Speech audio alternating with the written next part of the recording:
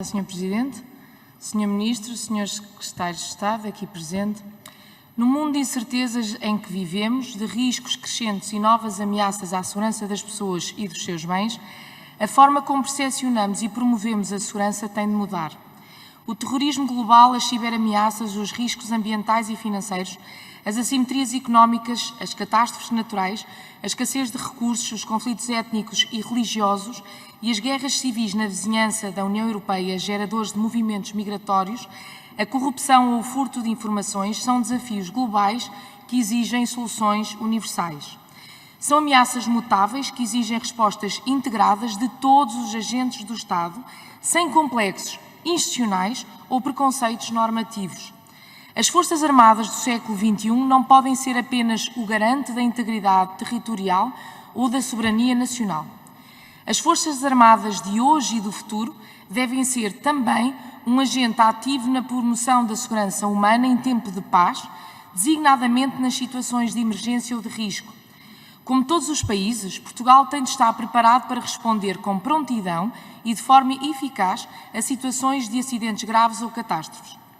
A segurança das pessoas e dos bens assume-se como uma dimensão essencial do desenvolvimento social e da qualidade de vida das populações. Ora, o conceito atual de defesa nacional prevê um âmbito abrangente da ameaça. Para além das funções exclusivamente militares e prioritárias de defesa e integridade do território nacional, as Forças Armadas devem apoiar as missões da proteção civil. Aliás, diga-se em abono da verdade que a única referência expressa na Constituição relativamente à proteção civil encontra-se precisamente no artigo 275, número 6 da missão das Forças Armadas. Sr. Ministro, num país com recursos humanos e materiais limitados, a coadjuvação entre os agentes do Estado é uma inevitabilidade e a otimização dos recursos uma necessidade.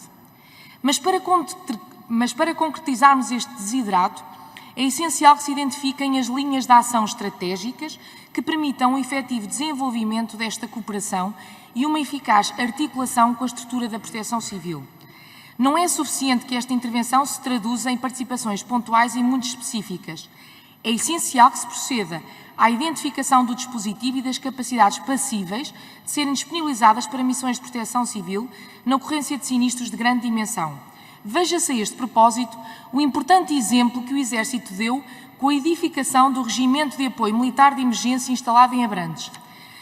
Esta unidade do Exército tem como missão o comando operacional dos recursos que são atribuídos ao apoio militar de emergência, que podem ser empenhados como força de intervenção inicial, quando a Autoridade Nacional de Emergência e Proteção Civil assim solicite. Esta unidade, Sr. Ministro, poderá servir como exemplo para o desenvolvimento e evolução da estratégia de colaboração das Forças Armadas com a Proteção Civil, com vista a melhorar a capacidade de resposta do Estado em situações desta natureza. Importa ainda reter o seguinte: todos os organismos do Estado devem trabalhar de forma integrada, coordenada e cooperante, para darem o exemplo e proporcionarem as condições para que cada cidadão participe na promoção da segurança humana. Os novos riscos são invisíveis, exigem, por isso, medidas que promovam a educação dos cidadãos para os riscos que geram insegurança, nomeadamente a digital. Os novos riscos são imprevisíveis, sabemos que vão acontecer e que não se podem evitar, mas devemos trabalhar na sua prevenção ou mitigação dos efeitos na segurança dos cidadãos e dos seus bens. O Estado português deve, por isso, liderar iniciativas que promovam a resiliência das sociedades modernas, como é o caso, por exemplo, do Mecanismo Europeu de Proteção Civil, ou ainda através da criação de uma agenda da educação para o risco, envolvendo todos os cidadãos, por exemplo, através da mobilização das escolas, das universidades, dos meios de comunicação social, das polícias, da ciência, da tecnologia e da inovação. O Fundo Europeu de Defesa deve ser explorado na máxima extensão possível pela indústria de defesa nacional, incluindo as pequenas e médias empresas, em colaboração com as universidades portuguesas e Forças Armadas, no sentido de incrementar a investigação e o desenvolvimento das capacidades que reforcem a resiliência da nossa sociedade. Mas quando falamos de defesa nacional e de Forças Armadas, não nos podemos esquecer do mar.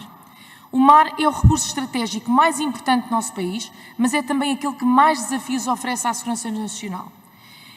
É por isso que Portugal deve intensificar as relações com as agências europeias que têm como missão a defesa integrada dos oceanos, como é o caso da Agência Europeia de Segurança Marítima, que, por acaso até tem sede em Portugal e é tão poucas vezes referenciada pelas autoridades portuguesas, se não mesmo esquecida.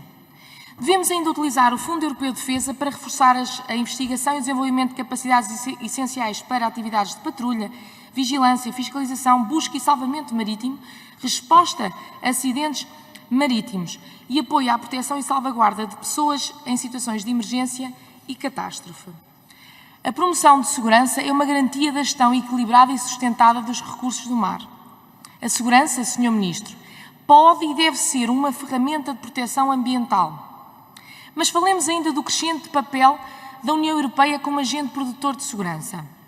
Em matéria de defesa nacional, importa salientar que a intervenção da União deve incidir nesta matéria sobre a proteção de pessoas e bens, evitando situações de duplicação de recursos desnecessários já existentes na NATO.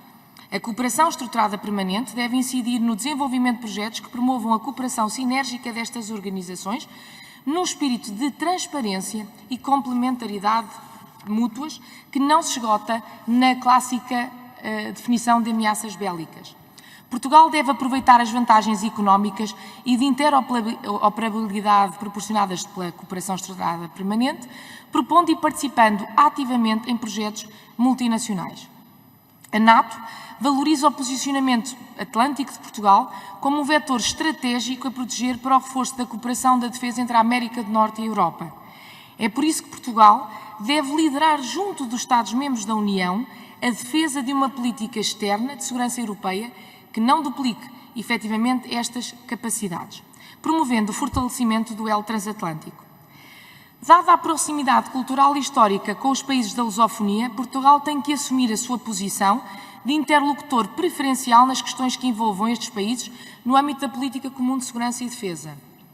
Sr. Ministro, e Srs. Secretários de Estado, nada do que acabei de referir será possível sem os militares.